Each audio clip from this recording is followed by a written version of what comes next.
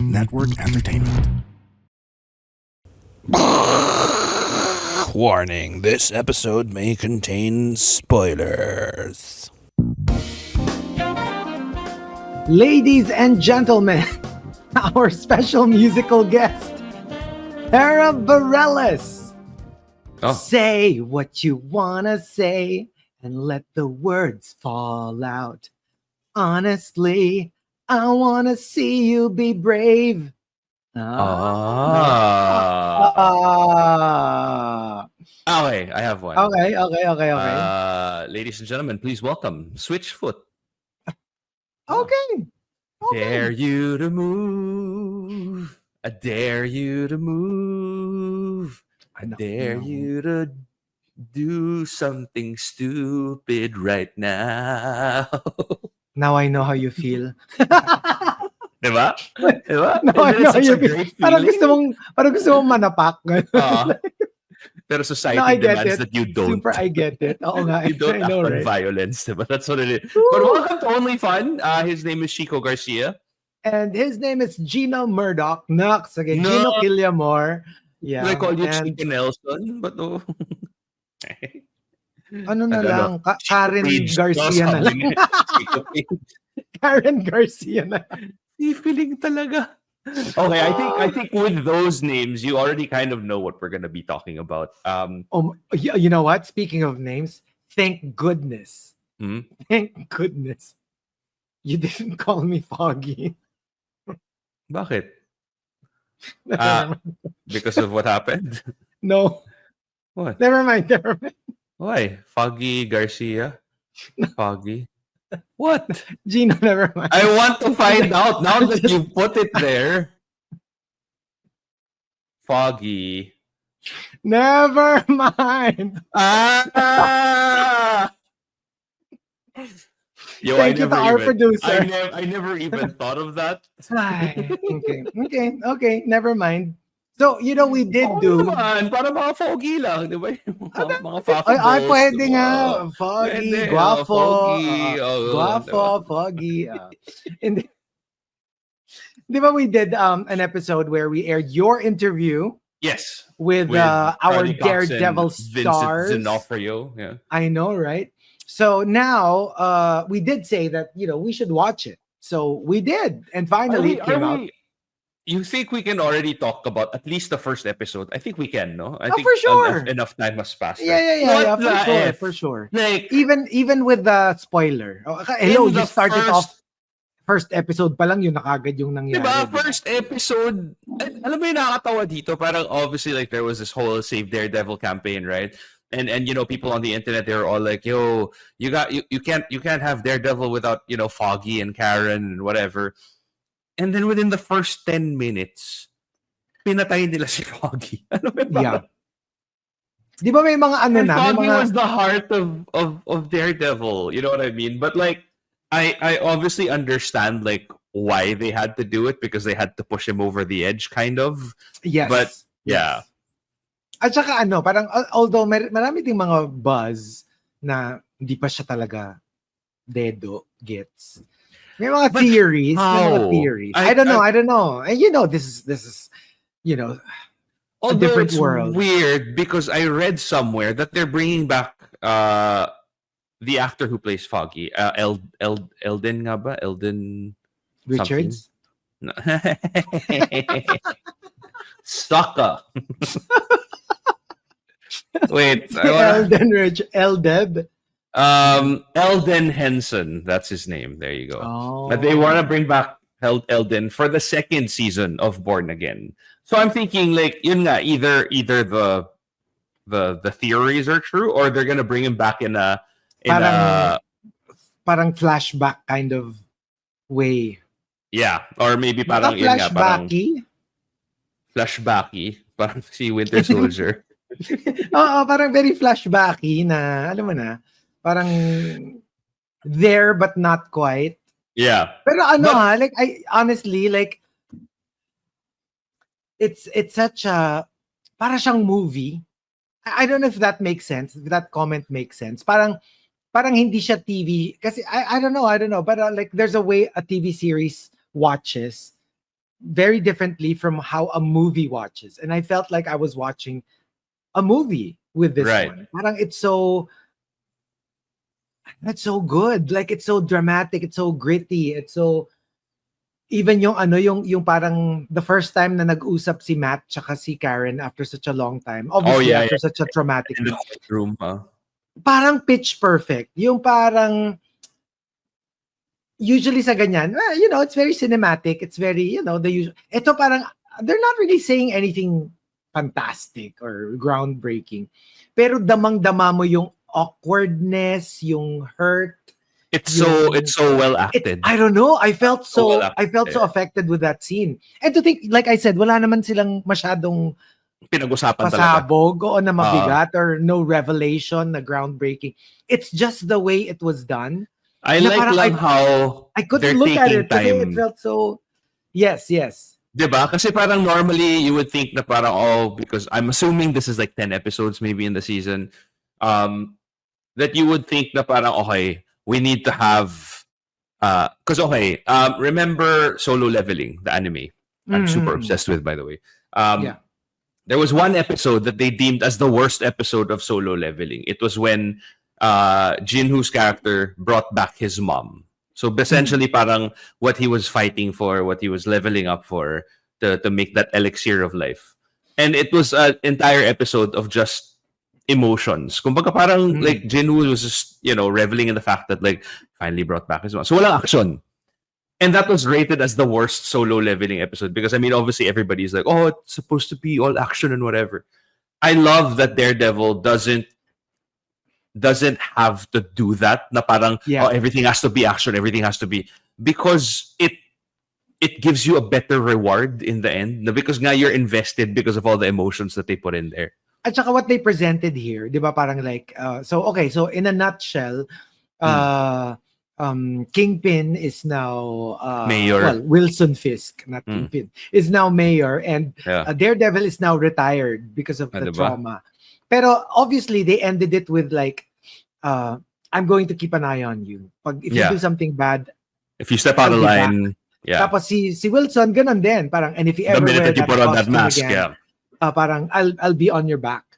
And you know that it's called Born Again, right? So alam mong pareho silang babalik dun sa original form nila. Hindi, tsaka nakatawa lang yung parallelisms. The point is like, ang galing na parang, alam mo naman na, basically, Wilson will become bad and Daredevil will come back. In a weird way, they're both very, very Batman Joker na yung, they're just the same person of the same coin. Parang just on different sides, diba? Parang that's parang, tas ganun din yan. Yung you cannot exist without the other. Pag na-born again yung isa, mababorn again din yung isa.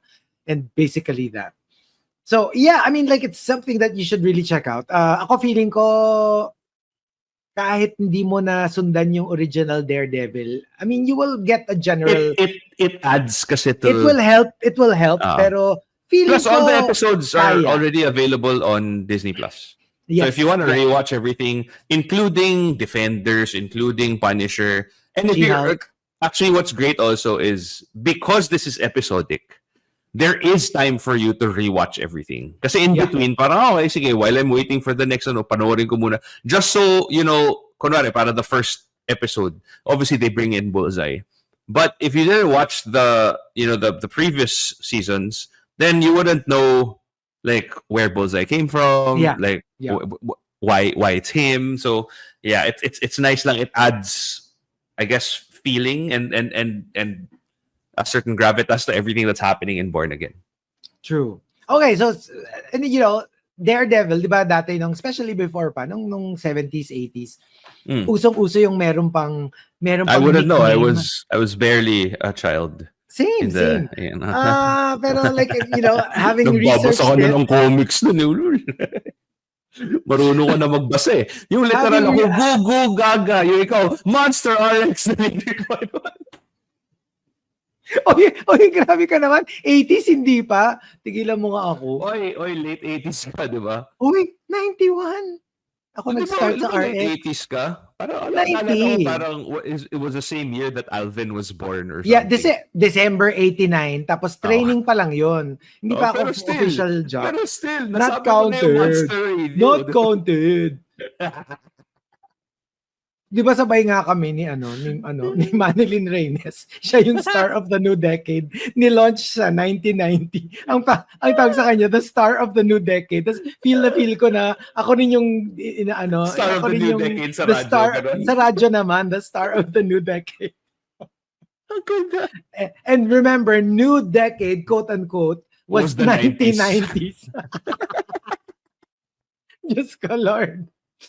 Hindi, pero And sige. it's 2025. I know, right? Hindi, ito nga. So, uso-uso. Meron pang yung parang like Batman, Caped Crusader. My God, wait lang. Wait, that just makes me realize. When did you start? 1990? 1990. So this is your silver year in broadcasting. 25 ang silver, di ba? And No? your point being? Shouldn't you be happy? Shouldn't it be something that's celebrated? Diba? Parang, man, how many people do you know have lasted 25 long-ass years on radio? 25 long-ass years. Really? Oh, how many broadcasters are constantly suffering from lower back pains? How many? Uy, medyo marami-rami na yan. Actually, can you name Medyo names? marami-rami. Parang hindi lang ako. Can you name names? Ayun, yung Ano ba iba, to? nagtitrain ng half marathon, yung mga ganun. But yeah, no, seriously, that's something you should be proud of. Of course, we make light of it. But at the end of the day, 25 years is, that's quite a feat. Congratulations to you. Silver. I know. Silver. So, sige, total. Ano, so we're into silver this. fox ka na ba? Ganun? Silver fox set? Ano ba tawag? No, you can just na lang. A Parang silver as a sign foxer. of- As a sign of respect, you can refer to me as Dame Chico Garcia. When you say Dame kasi, the first thing that pops into mind is like Helen Mirren, Maggie Smith. Oo, yun. At least, di ba? At Yun yung least yun man pega. lang. Oo. Maggie Smith, Judi Dench. But wait, do you remember when it was like what month of 1990 were you officially a broadcaster? I Like don't know not the official. Pero for sure, Q1, Q2? kasi when I started in RT, they called me in literally like last week of December. Yeah. Parang alam mo yung between Christmas and New Year? Right, yeah. Yun, biglang tinawagan ako ni Obi Andrew, sabi niya, do you still want to become a DJ? You want to come in? You can start training this week. Yun nga, after Yeah. Christmas, right after Christmas.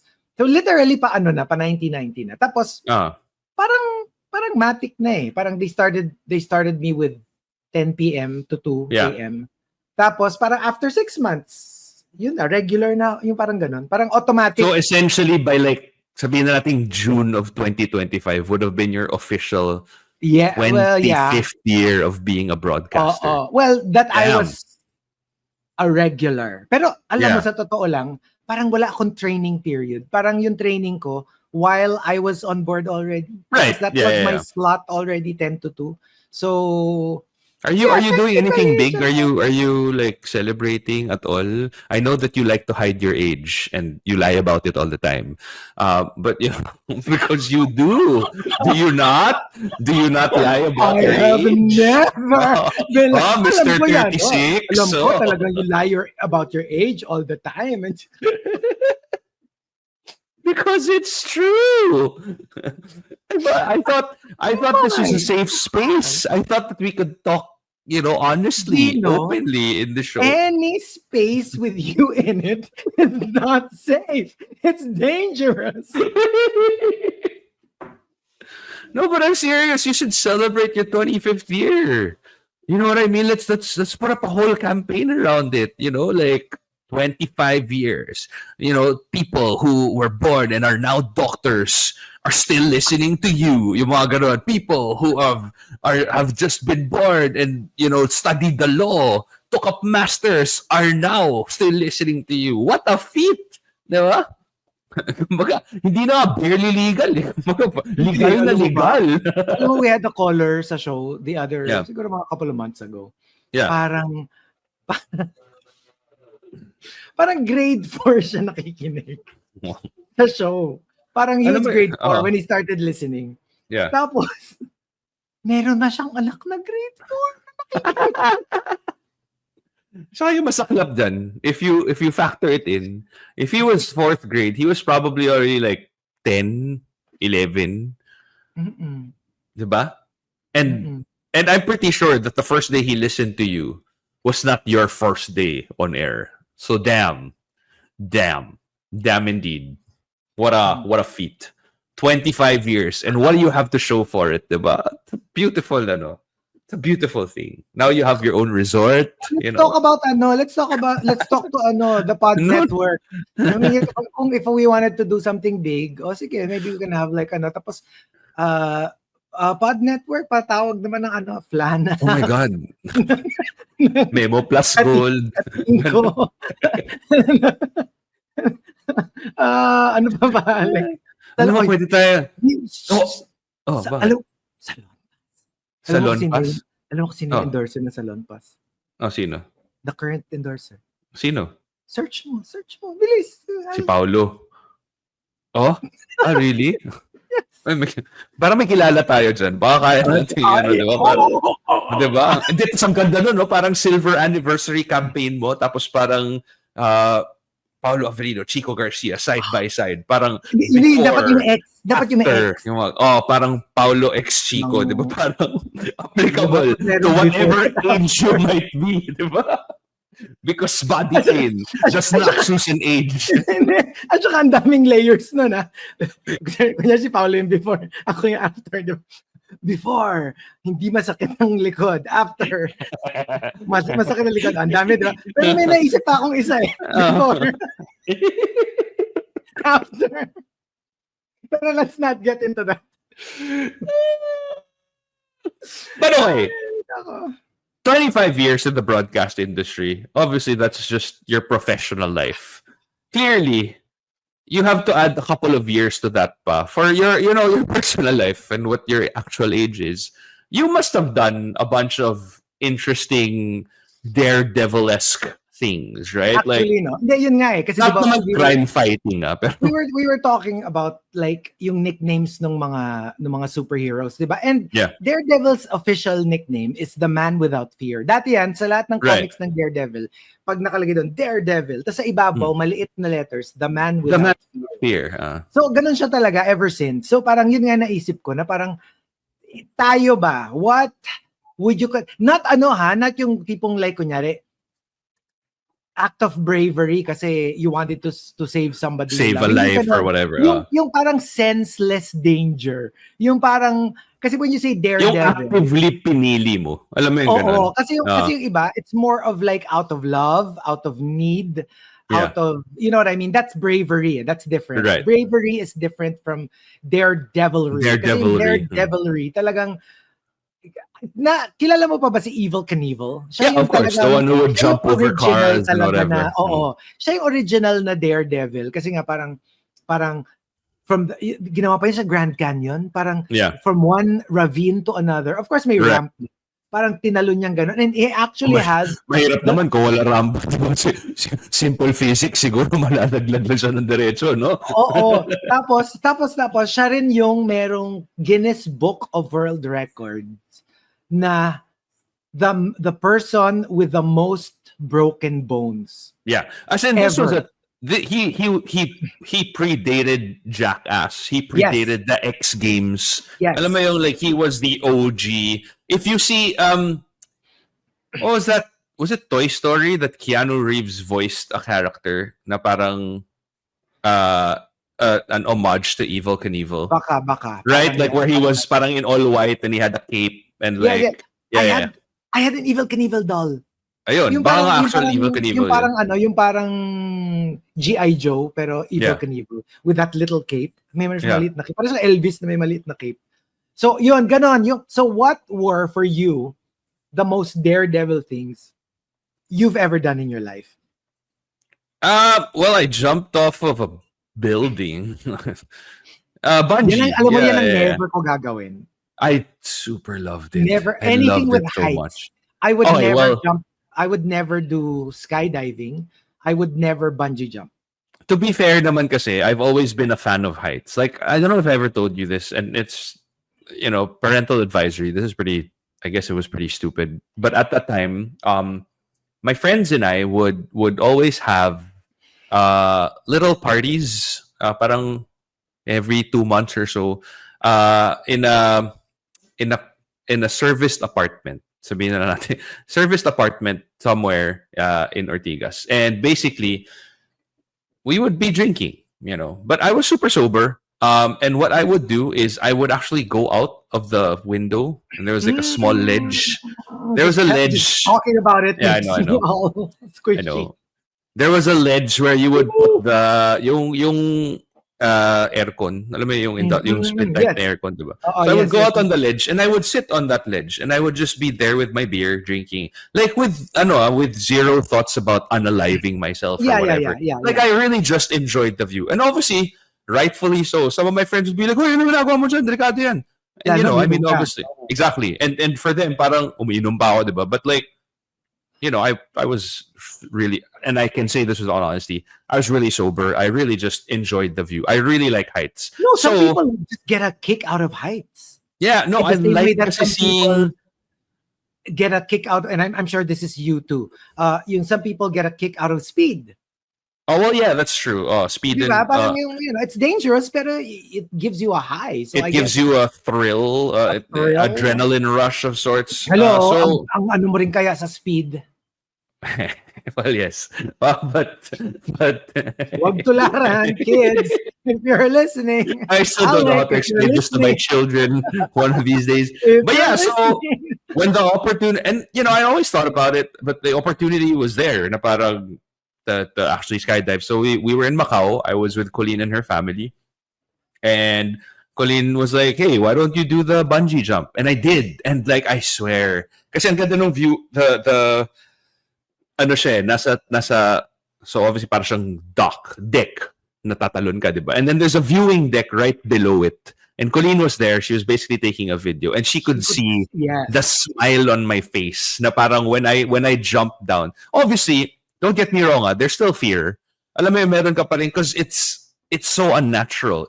You're basically going up against human programming, because human programming is, hey, stay alive, Survive. don't do anything stupid, survive. And that's the complete opposite of what bungee jumping is. But I swear, once the split second that you realize now, well, it's out of my hands now, man, I was so happy. And the free fall from it, like as in the minute that I landed on the ground, I didn't want to do anything except go back up and do it again. Ganon siya ka fun. Wait, why have you never done actual skydiving? Okay, so here. One, mahal siya. Two, I don't want to do it here. I want to do it somewhere else. Mostly because of like safety and whatever. Australia.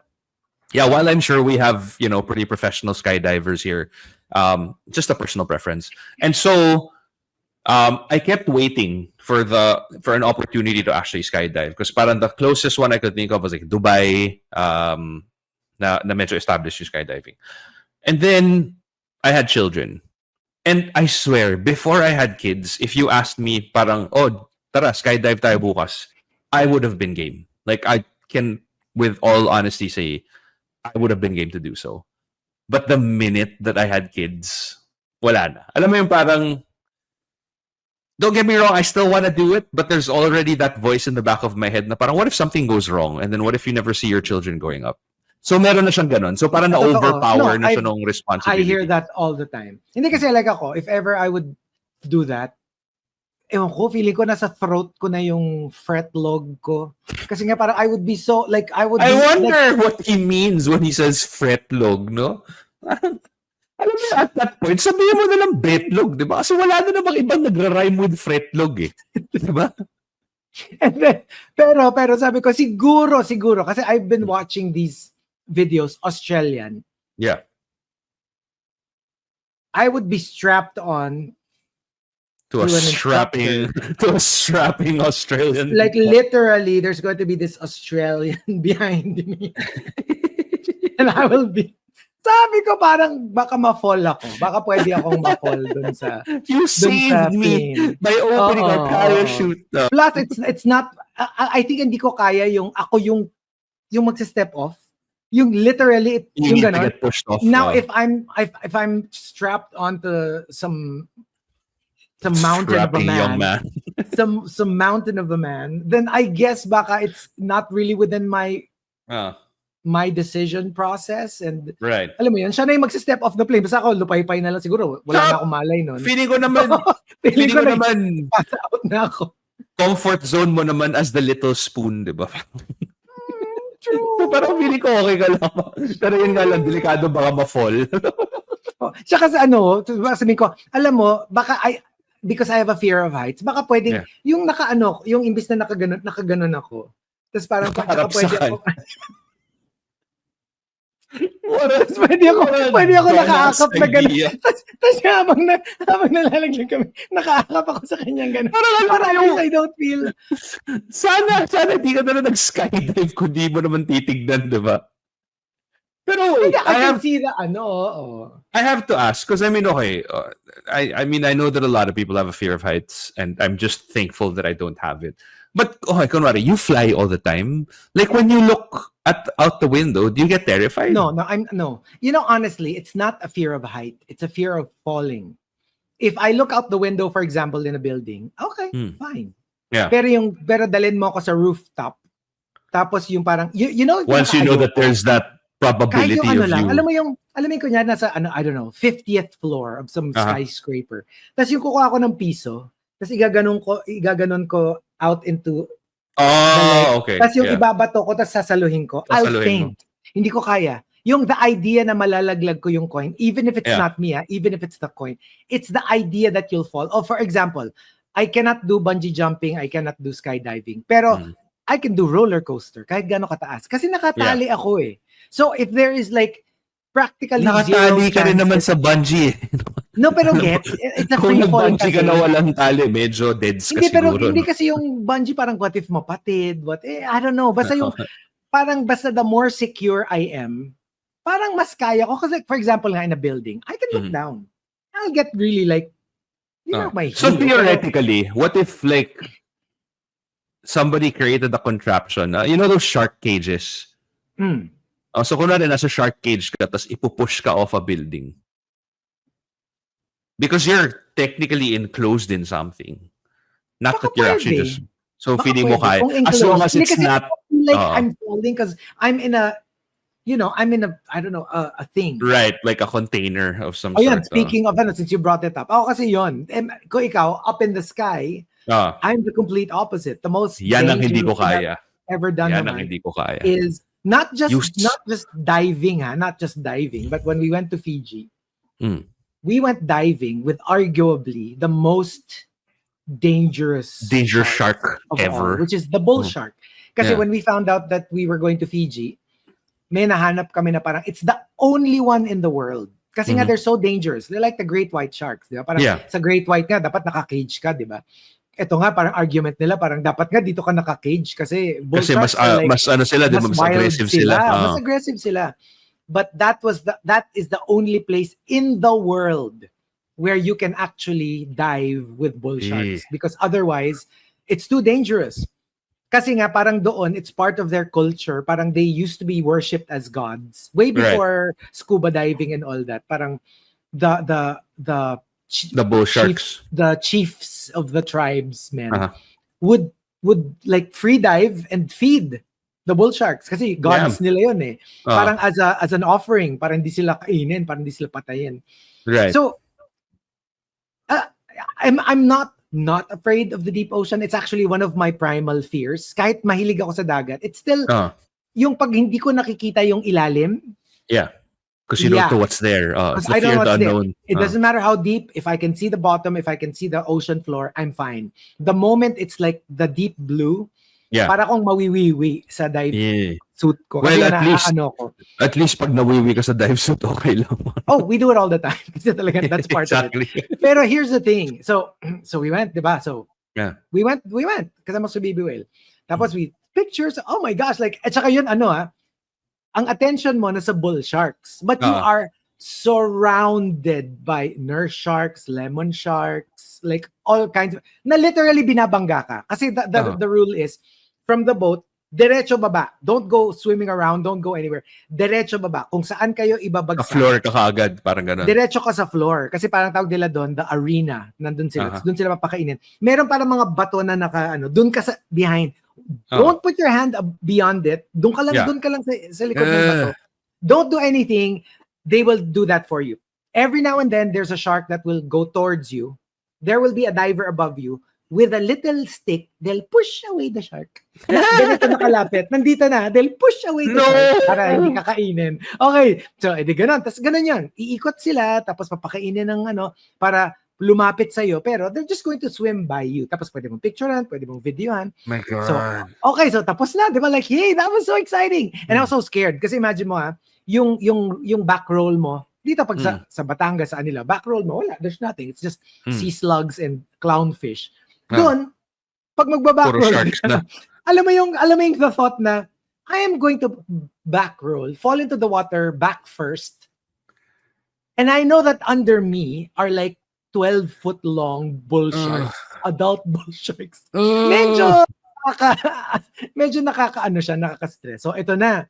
Eh di okay no. Hindi na pwedeng, can you not just, sorry, I never scuba dived before, but can you not just like jump out of the boat rather than backfall? If the boat is big enough. Kasi dalawa eh. You can either back roll, pag maliit yung boat, or you can do giant stride. Giant stride, pag malaki yung boat, nakatayo ka. Giant stride. So boat. And then, maliit yung boat namin. So, back roll. Back roll. Edi syempre, no, takot na takot kami. Like, we were this close na after everything na binayad namin, hindi na kami tutuloy kasi takot na kami.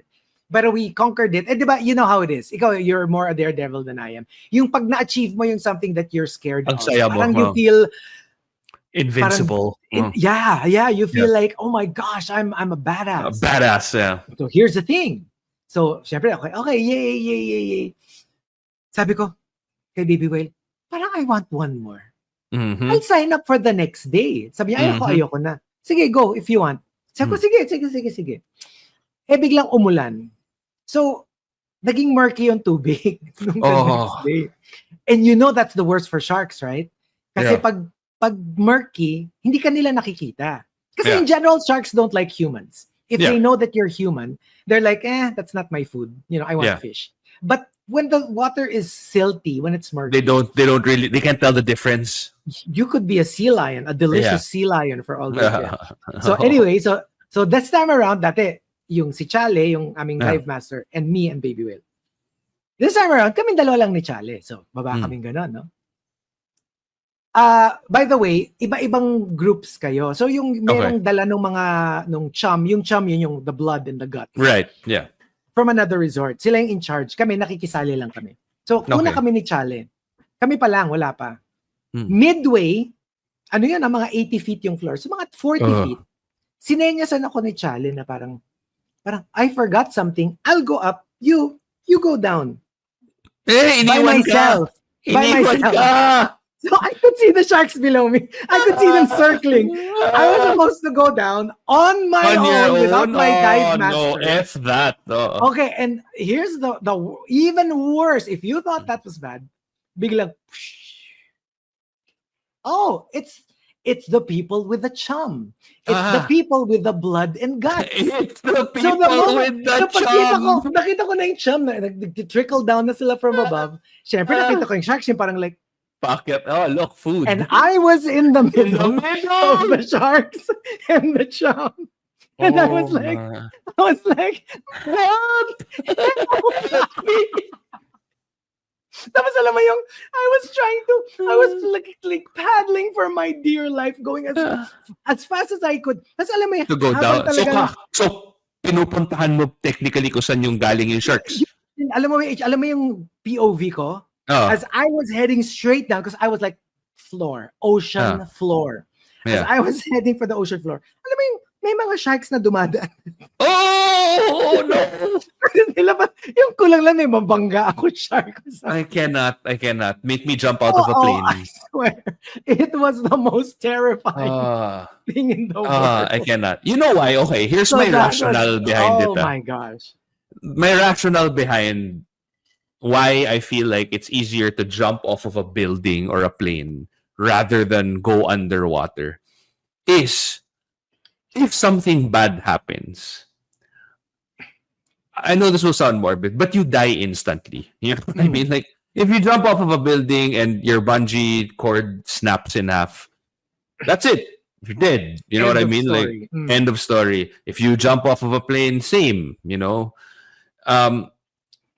With diving with sharks, they're not gonna swallow you whole. They're gonna take chunks off of you. And then, ang masama pa dito, once may chunk na natanggal sa'yo, so sabihin natin, kinagat nila yung arm mo, you're flailing around without your arm, and the blood is like gushing out of, you know, where your arm once was. This is basically an invitation to all the sharks where it's like, hey, come, there's good food here. It's like a dinner bell. Ding, ding, ding. Exactly. So, no. And I've heard from so many different people how wonderful scuba diving is, but it's also like there's so many ways for you to die slow and incredibly painful deaths. Alam mo yun, like yan, you could get eaten by a shark. I don't know, you could get tentacled by a giant squid. You could get the oxygen bubbles. Alam mo yung mga ganyan. Oh, you're scared of that? Di ba parang may kinikwento ko na may pinapanood ka na may tentacles? Yung parang parang Japanese ba yun? It's a diba different parang, kind of tentacles. Hindi ba? Hindi ko okay. Hindi ko maano. Parang may naalala. Parang roughly, I don't know, jog my memory. Like, tsaka like yan, kunwari, yun, like, when you're in a shark cage, even if you're in a shark cage, and then they put chum around you to attract the sharks, parang, sa South Africa, that's what they do. That, like, tsaka di ba nakita mo yung mga videos, yung biglang pumapasok yung alam mo yung parang gosh, individual. Oh, no, I cannot. Okay. So yeah, I'm good. But anyway, I will stay above water. Thank you very much. Hindi, ako naman ano pa rin, you know. Pero yun nga, I don't know. Siguro now, tsaka, kasi di ba we went to Tubataha last year. So parang yung group namin, we kind of got close. So yeah, we've been planning like, you know, for in the future to take trips together. Parang tara magano tayo, and some of the things that we were thinking of, we wanted to go snorkeling with hindi na to diving, snorkeling lang with humpback whales in Tonga. Okay. Pero ano yun like in the middle of the ocean. So like so there's also a chance na parang pwedeng may like shark. And a lot of sharks follow whales. You know, right, exactly. Pero smaller sharks, hindi naman bull sharks. Usually it's like yung mga the smaller sharks that pero shark na kumakain pa rin ng tao, di ba? Parang pwede naman. Pero yun nga, na parang nagplan kami. Tapos some of them, nung kinikwentuhan namin, parang interested rin. Yun yung parang like, I don't know if I could do that again. Kasi baka parang, pwede bang ano na lang, doon na lang ako sa ibang dive. Yung, hindi na yung shark dive. Kasi we also did other dives. Yung regular, yung just go around the reefs. Pero parang, I don't know, baka pass na ako doon. Baka you're tempting fate na. Alam mo yung gano'n na parang yung parang I already survived. Sobra ka na. Alam mo baka ano na ako, quota na ako doon. Hindi, tsaka I remember, I think the closest thing I ever had to that was the whale sharks. And of course, I know whale sharks don't harm people, right? But they're massive. They're enormous. And I remember, I was in, I think, Oslo with my parents pa in Kulim. And then I go into the water. And diba they tell you, okay, obviously don't touch the whale shark. Yeah. So I go into the water and I'm like, oh, this is a really shallow part of the water. And I'm like, this is a really rough floor. Yun pala yun na yung whale shark. Akan ko siya. Tapos ganun siya kalaki na hindi ko makita. Kasi ganun siya kalapad. And then parang the diver who was with us was basically just pointing to my feet. Na parang, that's... Yan na yun. And I'm like, uh-oh. Alam mo, ganun na parang... Yung parang sa cartoons, yung mga parang Bugs Bunny na... Exactly. Nasa na yung monster. Looney Tunes na nasa ulo ka na niya pala. Yung si Marvin the Martian, yung maglaland siya on a quote-unquote on a planet. Yun pala. Right. Tapos it's an space entire... monster. Oo. Alam mo, ganun na parang... It's very that. And even with the idea that it's not gonna harm you, and a fact, I know this for a fact, that they don't eat humans. Alam mo yung ganun, na parang they don't have teeth. So parang medyo okay pa if you know what I mean. Pero alam mo yun, just the size and they were massive. So yeah. So I can't even imagine like seeing like a 13-foot shark. Like I would just be like, you know what? Just go ahead, finish the job. Just eat me na lang. Alam mo? Yung alam mo nung nandun siya, nung dumaan siya right in front of me. Like, I'm not even kidding. If I put my hand out, mahawakan ko siya. Ganon siya kalapit. Alam mo yung what really bothered me? The eye.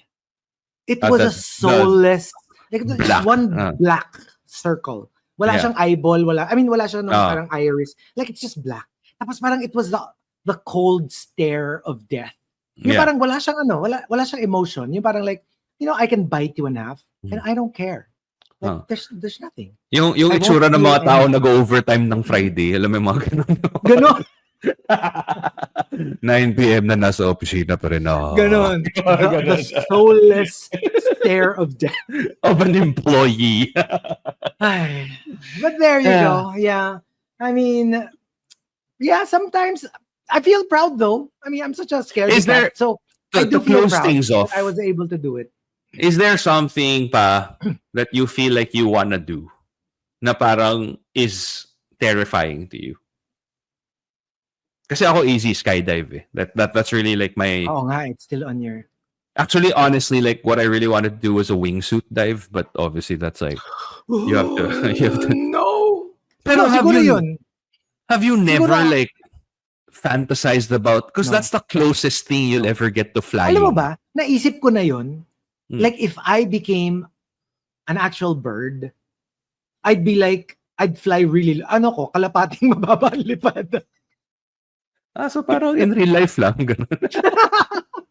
I'd be so scared. Kasi, as a bird, I would be like, if I fly too high, what if I get a cramp and I fall? Yeah. They glide. Ang mas fantasy ko pa. Ito, this has been a childhood fantasy of mine. Yung to be able, parang Aquaman. Hindi parang may Aquaman. Yung to be able to breathe underwater, be a fish, or maybe a man na kayang mag-swim. Or a mermaid. Perhaps. Stop. Why would you say that? Isn't it neat? Brushing your imaginary hair. If I were a mermaid, my life would be complete. Ay, nako. All right. But anyway, just in case you missed it, Daredevil is already out. It's on Disney+. I think as of this recording, 4 episodes are out now. Yes. All right, so we want to thank our partners, the Pod Network Entertainment. You can check us out on social media at Chico Garcia for him, at Gino.Villamor for me. And we'll see you guys on the next episode. Bye.